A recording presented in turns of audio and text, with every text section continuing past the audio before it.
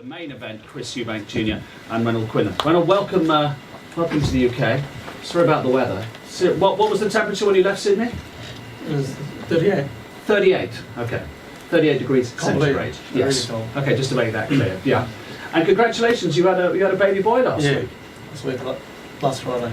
So and what's the little fella's name? Quaid.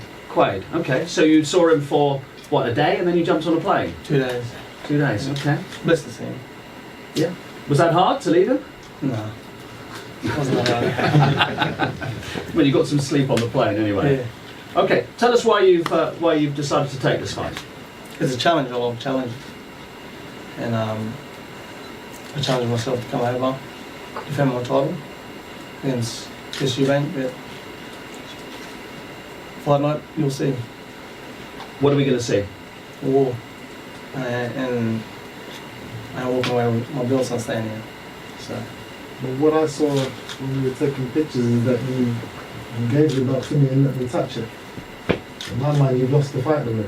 If it was my belt, you would never touch it. I don't care what the I'll give you a feel of it. Yeah, well, still, it's it's going to be the last time you're going to touch it. So it'll be the last time you touch it. So we'll find out. Why do you think he should have let you touch it? What's it a sign of in your view? This is a world title belt that he worked so hard to get. You don't let your opponent touch it because the cameraman says, "Can you guys take a picture with it?" So no, this is my belt. This is my belt. That's in my opinion. He pushed the belt towards me too quickly. He did what he was told. If it's my belt, it's staying with me the whole time. What did you think of his win over Daniel Gill? He knocked him out, so it was a good win. Daniel Gill is a former world champion. So full respect to that, and I do respect the fact that this man's come over here from Australia.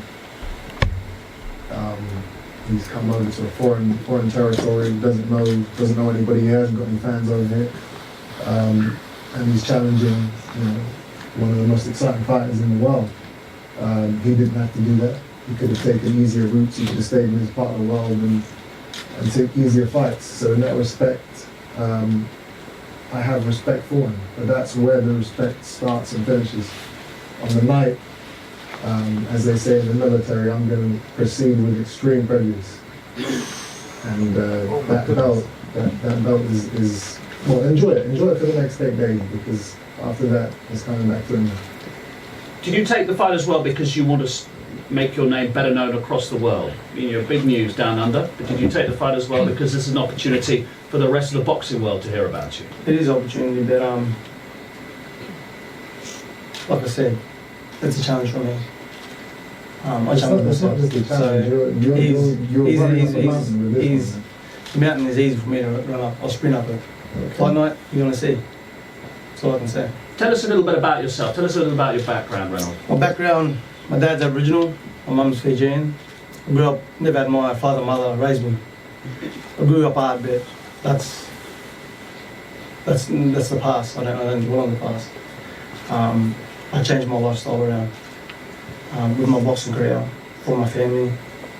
And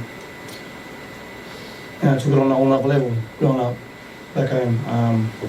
He caught up in the wrong crew. And like I said, the boxing is a discipline to me and changed my life. So yeah. I mean, you hear that story a bit, but you're saying that in your case, that's the classic true story of what boxing did for your life. That is the classic true story. And I guess a lot of great boxers have got a story behind them, past and growing up. So I think Christian would know that, and a lot of people know that too. And your Aboriginal roots are very important to you, aren't they? Yes, they are. My Aboriginal roots are very important to me.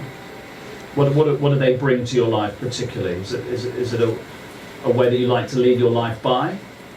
Well, it's something different about my Aboriginal roots. The past is the past, but I love the culture, my culture on both sides, on my mum's side Fijian and on my dad's side. So to me, they're both the same. And when you have a look at the bookmakers, and they have Chris at some of them have a 250 to 1 on to win. I mean, in other words, as far as the bookmakers are concerned, it is no contest. Do you find that a bit insulting? I don't take notice of it. It's if they don't lose their money, go ahead. Bet. Put the odds on me. What am I paying? I don't know what I'm paying. So Is that about right in your point of view? Are you that odds on that it's not worth having a bet? I'm not a betting man. I don't gamble. You know, I believe in working hard and earning your keep, not hoping something happens and throwing money on it. But you know, this is I've been working for this my entire life, my entire career, to get to this stage, to fight for a world title, and to do it on ITV. It's a privilege. It's a huge opportunity. The reach that you guys have is unparalleled. So I believe it's going to be a hell of a fight. So what are you going to bring to the ring then in Olympia? What's your style? What are people going to see? fireworks.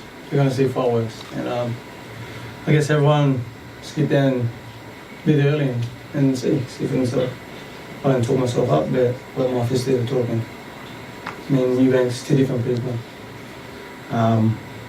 So Feb 4th, be there, watch, register. So you don't take a step back, you meet fire with fire, you're on the front foot. You want to play with fire, you can play with fire. So I think that's what it'll be. But you do know that it's going to take more than just fireworks and sparklers to beat me, right? Maybe I'll chuck petrol on it, so it makes it even a bit bigger. So you never know what can happen, man. You need an army. You need your whole Aboriginal tribe I don't need my army. to beat me. And that's how you beat Daniel Gill, didn't you? I mean, That it was was the the same second thing. round. A So lot of people, from the first bout. told me against Gill, shouldn't take the fight. When you're mentally focused, ready, and you got to believe in yourself, nothing will stop you, no one. Coming into 12 fights, professional fights, I don't think Eubank would have. I don't think his dad would have took the fight if he was only had his 12 professional fight.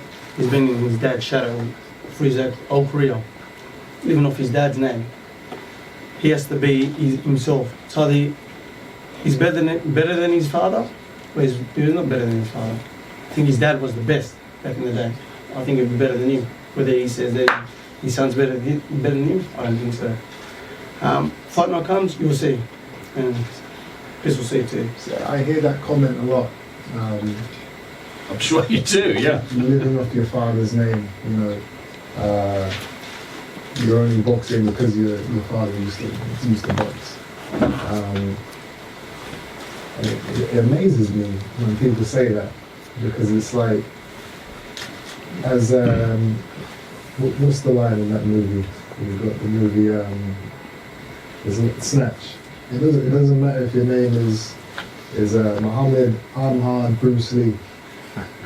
It doesn't matter what your name is. If you can't fight, you can't fight. You can't do the things that I've done in my career. A name can only get you so far. Eventually, if you don't have the spice, you don't have the sauce, you're going to get found out. But when you hear people say it, whether it's an opponent or whether it's a punter or a journalist or the media or whatever, do you think I'm going to show them that I am equally as good as him, if not better? I'm not. My mission isn't to worry about what my father did and to always compare myself to him. My goal is to be the best fighter I can be, to build my own legacy, be my own man, and to win my own world titles. The comparing and his father did that, and I leave that to the fans and to people like him who believe that I'm only in the game because of my father. For me, this world title that I'm going to win in 8 days, that's the start of a long and fruitful journey. I'm going to be in the game for at least another 10 years, and my goal is to take all the titles, to take all the belts in the middleweight and the super middleweight division. And here we begin on February 4th. How big a fight is this in Australia? Because you're a big name there, but you want to be a bigger name. This is a big fight for my career, and also from back home. But it is what it is. To come all the way and fight Chris is a big name in the UK, around the world. But go forth. Just can't wait. Yeah, because you mentioned his dad. So growing up, you would have known the stories of Chris and Nigel Benn and the middleweight and super middleweight division of those days. Yeah, watched a bit of them. It's a good laugh. Like I Good said, laugh. What do you mean by that? it's a good laugh. Like just the way they are to each other. There's nothing funny about their rivalries. That was to me, it was. some of the most vicious fights in boxing history. If you find that funny, then you're not really a true fighter. To me, like I said, we're both different. We're both different. Well, if you find that thing, that's other thing funny, It's funny. It's going to be fourth hilarious because you're going to It is. It's gonna be hilarious. A lot of people laugh at the other bit. hilarious. Have you got a game plan? No, I mean, Chris told us what Chris Jr.'s I adapt to what's in front of me. weakness might be. You know, keeps his hands a bit low. Have you got a game plan? No, not really. I don't have a game plan. I just adapt to what's in front of me. Okay. It's natural talent. So you've flown all the way over here from Australia with no plan at all. You're just going to get in there and wing it? Is that what you're telling everybody? Yeah, that's what I'm telling everyone. Wow, you're in some serious trouble, my friend. Tell him to stand up now then, mate. I tell you what, we've got a couple of minutes left. Why don't you get the belt? So everybody who's watching this on YouTube can see you with the belt and can see what it is that Chris wants to take off you.